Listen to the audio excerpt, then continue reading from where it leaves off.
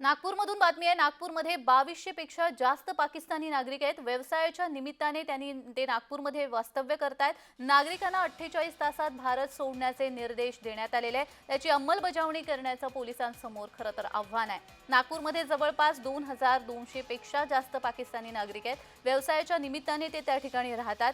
पहलगाम घटनेनंतर केंद्र सरकारने भारतामध्ये राहणाऱ्या पाकिस्तानी नागरिकांना 48 तासात भारत सोडण्याचे निर्देश दिलेत। त्याची अंमलबजावणी करण्याचं नागपूर पोलिसांसमोर मोठं आव्हान आहे। याबाबत गुप्तचर विभाग सतर्क झालाय।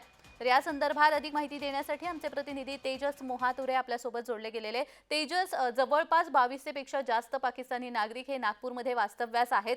नागपूरचं जिल्हा प्रशासन या पुढची कारवाई करण्यासाठी कशा पद्धतीने काम करत आहे? नक्कीच नागपुरात जवळपास 2200 पेक्षा जास्त पाकिस्तानी नागरिक राहत असतात। त्या सर्व धर्मियांचा समावेश आहे। केंद्र सरकारकडून त्यांनी विसा घेतलेला अशा प्रकारची माहिती सुद्धा येत आहे। पहलगाम घटनेनंतर केंद्र सरकारने भारतात राहणाऱ्या पाकिस्तानी नागरिकांना 48 भारत सोडण्याचे निर्देश दिले। त्याची अंमलबजावणी करण्यासाठी नागपूर पोलिसांसमोर सगळे आव्हान असणार आहे। याबाबत गुप्तचर विभाग सुद्धा सतर्क झालेला आहे। विसा आलेल्या नागरिकांची संख्या ही उत्तर नागपुरात जळीपटका परिसरात मोठ्या प्रमाणात आहे आणि त्यामुळे आता पाकिस्तानी नागरिक शोधण्यासाठी सुरक्षा दलाकडून तशी मोहीम सुद्धा आता राबवण्यात असल्याची माहिती सुद्धा आली आहे। त्यासाठी नागपूर पोलीस प्रशासन हे खबरदारी घेत आहे।